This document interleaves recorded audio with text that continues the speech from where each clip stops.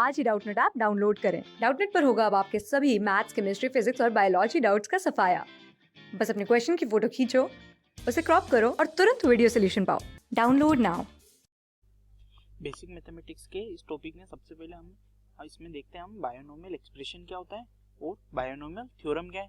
सबसे पहले हम देखते हैं बायोनोमियल एक्सप्रेशन क्या है। बायोनोमियल एक्सप्रेशन कोई भी एक एक्सप्रेशन हो सकता है पॉलिनोमियल टाइप का, जिसमें हमारे पास दो टर्म्स हो, जैसे x प्लस वाई या फिर x plus one by Y या x one by X plus one by Y type में।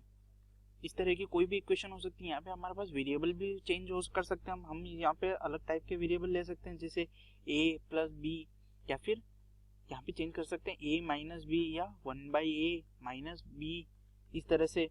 या इनके कोफिशिएंट भी चेंज कर सकते हैं, जैसे हम लिख सकते हैं 2m plus N, 2m plus N, 2m minus one by N, या 2 by M comma one by N type से 2 by N plus one by N. इस तरह से ये जो सारे एक्सप्रेशंस है जिसमें हमने दो टर्म्स को यूज किया है, ये सारे के सारे को हम बायोनोमियल एक्सप्रेशंस कहते हैं। अब देखते हैं कि हम बायोनोमियल थ्योरम क्या होती है। मान लो बायोनोमियल थ्योरम हमारे को एक बायोनोमियल थ्योरम होता है। अगर हम एक जनरल बायोनोमियल एक्सप्रेशन ले ले, मान लो हमने एक जनरल बायोनोमियल एक्सप्रेशन लिया x प्लस ए की पावर n। अब बायोनोमियल थ्योरम क्या होती है, मान लो हमारे पास दो वैल्यूज है x और y, यानी दो टर्म्स है x और a। अब ये दोनों जो टर्म्स है ये रियल टर्म्स है और n हमारे पास एक रियल पॉजिटिव नंबर है। तो इस चीज को हम एक्सपांड करके कैसे लिखेंगे, ये है हमारा बायोनोमियल थ्योरम। इसको हम अगर इस तरह से एक्सपांड करें, एन सी जीरो ए की पावर जीरो एक्स की power n plus N C zero A की पावर वन एक्स की power n minus one plus N C zero A की पावर एन सी, यहाँ पे वन आएगा, यहाँ पे एन सी टू आएगा, ए की पावर टू एक्स की पावर n माइनस टू, कहाँ तक, up to n c n a की पावर n और एक्स की पावर जीरो। ये जो एक्सपांशन है इसको हम कहते हैं बायोनोमियल एक्सपांशन। अब यहाँ पे हम देखते हैं कि अब यहाँ पे हम देखते हैं कि हमारे को इस टर्म का मतलब नहीं पता है कि ये टर्म्स क्या है। तो ये टर्म्स जो होती है यहाँ पे जैसे हम लिखेंगे एन सी आर। अब इसकी वैल्यू क्या होती है, एन सी आर होता है हमारे पास N factorial upon R factorial N minus R factorial. अब यहाँ पे हमारे पास दो चीजें हैं अननोन फिर से। अब हम कहेंगे कि ये एनसीआर को हम कहते क्या हैं, और ये एन और एक्सक्लेमेटरी मार्क इसका मतलब क्या है। अब ये मार्क है इसको हम फैक्टोरियल कहते हैं। इसको इस पूरे टर्म को कहेंगे हम एन फैक्टोरियल। सबसे पहले देखते हैं कि हम एनसीआर क्या है। एनसीआर होता है हमारा एन चूज आर। मतलब अगर मान लो हमने 10 ऑब्जेक्ट्स लिए, डिफरेंट ऑब्जेक्ट्स, अब उन 10 डिफरेंट ऑब्जेक्ट में से हमारे को मान लो कोई 7 डिफरेंट ऑब्जेक्ट्स चूज करने, यानी 10 ऑब्जेक्ट्स है उनमें से 7 ऑब्जेक्ट चूज करने। तो अब इस चीज की जो कॉम्बिनेशन होंगे, डिफरेंट कॉम्बिनेशन होंगे, तो टोटल नंबर ऑफ कॉम्बिनेशन जो होते हैं उसको कहते हैं हम 10C7। ये जो कॉम्बिनेशन होते हैं इनकी वैल्यू कितनी होती है, 10C7 के इक्वल होती है, जहाँ पे ये 7 हो जाएगा आर और 10 हो जाएगा एन। उस केस में हमारे पास अगर हमारे पास 10C7 है तो प्रोबेबली इसकी जो टोटल नंबर ऑफ कॉम्बिनेशंस कैसे फाइंड करेंगे हम, 10C7। यहाँ पे देखते हैं सबसे पहले 10C7 को क्या लिखेंगे, 10 फैक्टोरियल अपॉन आर कितना है हमारा 7, तो 7 फैक्टोरियल एन माइनस आर कितना हो जाएगा 3 हो जाएगा, तो 3 फैक्टोरियल। ये किसके इक्वल होगा 1 2 3 4 5 6 7 8 9 10 अपॉन।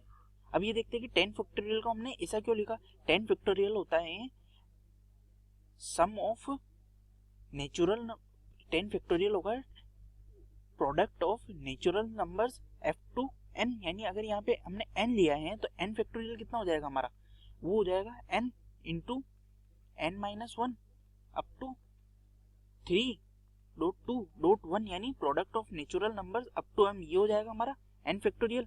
अब यहाँ पे अगर हम 10C7 की वैल्यू फाइंड करें तो ये n फैक्टोरियल कितना हो जाएगा 10 फैक्टोरियल यानी product of natural numbers up to 10, और इसके नीचे क्या है 7 फैक्टोरियल, तो ये हो जाएगा 1 2 3 4 5 6 7, और 3 फैक्टोरियल कितना होगा 1 2 एंड 3। अब यहाँ देखेंगे कि 7 से 7 कैंसिल हो जाएगा और यहाँ बचेगा हमारे पास 8 9 10 अपॉन 1 2 3 और ये होगा 120 के इक्वल, यानी 10 ऑब्जेक्ट्स हैं, उसमें से अगर हम 7 ऑब्जेक्ट्स को चूज करना है डिफरेंट तो उसके जो टोटल कॉम्बिनेशंस होंगे 120 कॉम्बिनेशंस होंगे। ये इस चीज को शो करता है। और यहाँ पर हमारे को इस मैथमेटिकल जो भी रिलेशन है इसकी हमारे को जरूरत नहीं है, इसका जो इंडिकेशन है वो उसकी हमारे को जरूरत नहीं है, हमारे को सिर्फ इसकी वैल्यू से मतलब है। तो हम यहाँ पे लिखते हैं कि हमने देख लिया यहाँ पे इसकी वैल्यूज कैसे निकालते हैं एनसीआर की। और अब ये हमारा बायनोमियल एक्सप्रेशन हो गया। अब ये इसलिए था, अब इसमें एनसीआर तभी यूज कर सकते हैं जब यहाँ पे एन हमारे पास पॉजिटिव हो। अगर हमारे पास एन पॉजिटिव नहीं है, कोई जनरल हो, यानी किसी भी जनरल इंडेक्स के लिए हमें अगर ये फॉर्मूला निकालना हो तो इसके लिए फिर से हमें नया एक्सपांशन लिखना पड़ेगा। अगर मान लो हमारे पास, अब हम नया एक्सपांशन लिखते हैं, मान लो अब अगर हमारे पास n कोई फ्रैक्शनल या फिर नेगेटिव वैल्यू है, उस केस में हम इसको n नहीं लिख, अब उस केस में हम इसको ये वाला ऊपर वाला बायनोमियल एक्सपांशन नहीं लगा सकते। उस केस में हमारे को क्या करना पड़ेगा, हमें नया फॉर्मूला डिराइव करना पड़ेगा। अगर मान लो हमारा n नेगेटिव, उस केस में अब क्या होता है कि हम लिखते हैं, मान लो हमारे पास एक दूसरा एक्सप्रेशन है, क्या है 1 + x इसकी पावर n। अब अगर हमारा n फ्रैक्शनल है या फिर नेगेटिव है तो हमारे पास क्या होना चाहिए, ये इस फॉर्म में होना चाहिए। इसको हम इस फॉर्म में कैसे ला सकते हैं, मान लो हमारे पास a + x गिवन है, a + x की पावर n है। अब अगर हमारे को इसको इस फॉर्म में लाना है 1 + x की फॉर्म में, तो हम इसको क्या लिखेंगे, a कॉमन ले लेंगे, तो ये क्या जाएगा 1 + x/a की पावर n, और यहाँ से हम कंप्लीट a की पावर n बाहर ले लेंगे। अब हमारे पास क्या होगा, नया फंक्शन क्या बनेगा 1 + x की पावर n। अब इसको सिमिलरली 1 + x की पावर n लिख सकते हैं। मतलब अब उस केस में होना ये चाहिए, इसके लिए नेसेसरी कंडीशन ये है कि जो हमारा x है, या फिर हम कहें ये वाला क्या है, ये इसमें डायरेक्टली हम ये नहीं लिख सकते, हमारा जो x है इसकी नेसेसरी कंडीशन है कि ये -1 से बड़ा होना चाहिए और 1 से छोटा होना चाहिए। ये इन वाले x के लिए नहीं होगा, यहाँ पे हम कैपिटल X लिखना पड़ेगा, कैपिटल X <1 एंड x <-1, ये हमारी कंडीशन है।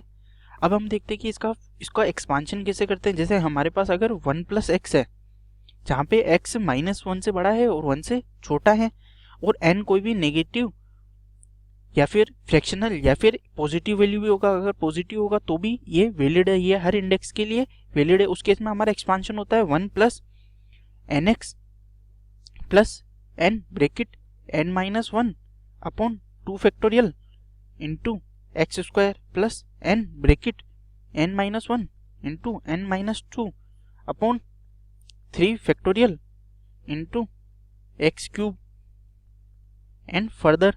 अब इस केस में क्या होता है कि अगर हमारा n पॉजिटिव नंबर है तो उस केस में हम क्या करते हैं कि हमारा n अगर पॉजिटिव नंबर है तो टोटल जो इसके एक्सपांशन में टर्म्स होगी वो n+1 हो जाएगी।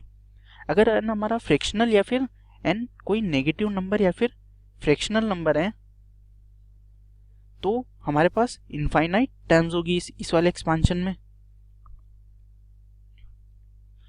और अब देखते हैं कि अगर हमारे x की वैल्यू 1 से छोटी है, उसके लिए तो हमने कह दिया कि अगर x की वैल्यू हमारी 1 से छोटी होनी चाहिए, लेकिन अगर हमारी x की वैल्यू 1 से बहुत छोटी, मतलब लगभग नियरली नेग्लिजिबल है, उस केस में हम क्या करते हैं कि हम सिर्फ ये 2 टर्म्स को कंसीडर करते हैं। बाकी की जो अगर x की वैल्यू बहुत छोटी है तो हम इसको लिखते हैं 1 + x की पावर n, और उसको 1 + nx के इक्वल पुट कर देते हैं, क्योंकि इसकी अगली टर्म क्या होगी, n bracket n-1 upon 2 factorial into x²। अब ये अगर बहुत छोटी हुई, मान लो 0.001 हुई, x से काफ़ी छोटी है, अब जब इसका स्क्वायर लेंगे तो ये क्या हो जाएगी 10⁻⁻⁶, और ये नियरली 1 के रेस्पेक्ट में और nx के रेस्पेक्ट में नेग्लिजिबल हो जाएगा, तो ये टर्म हम 0 मान लेते हैं और हमारे पास सिर्फ 2 टर्म्स बचती है, इसके बाद की टर्म्स को हम नेग्लेक्ट कर देते हैं। बायोनोम अब हम देखते हैं कि इसको यूज़ कहाँ करते हैं। हम इसको यूज़ करते हैं जैसे कि अगर मान लो हमारे को क्या करना है, हमारे को अगर दिया है कि हमारे को 1 0 0 1 को एक्सपांड करना है, तो अगर 1 0 0 1 है, हमारे को इसको क्या करना है, इसकी पावर 1/3 फाइंड करनी है। अब हम इसमें देखते हैं कि हमारे को 1000 की पावर 1/3 तो पता है, लेकिन 1 0 0 1 की पावर 1/3 नहीं पता है, तो हम इसको क्या करते हैं, इसका बायोनोमियल एक्सपांशन करते हैं।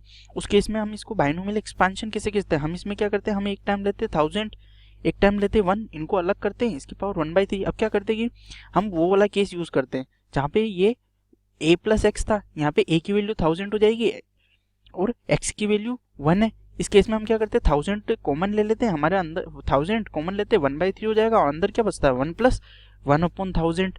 अब हमारे कंडीशन भी सेटिस, अब हमारे इसमें क्या हुआ कि हमारी दोनों कंडीशन सेटिस्फाई हो गई। एक तो ये हो गई कि एक टाइम हमारी 1 हो गई और दूसरा ये कि हमारी जो सेकंड टाइम थी जिसको हमने x बोला है वो 1 से छोटी हो गई, लेस देन 1 हो गया, हमारा x लेस देन 1 हो गया। उस केस में हम इसका बायनोमियल एक्सपांशन करके हम अप्रोक्स वैल्यू फाइंड कर सकते हैं। तो हमने इसमें बायनोमियल एक्सप्रेशन भी देख लिया और बायनोमियल थ्योरम भी देख लिया हमने इसमें कि कैसे हमने उसको यूज किया है। क्लास 6 से 12 से लेके नीट, IIT, जेई मेंस और एडवांस के लेवल तक 10 मिलियन से ज्यादा स्टूडेंट्स का भरोसा। आज ही डाउनलोड करें डाउटनेट ऐप या व्हाट्सएप कीजिए अपने डाउट्स 8400 400 400 पर।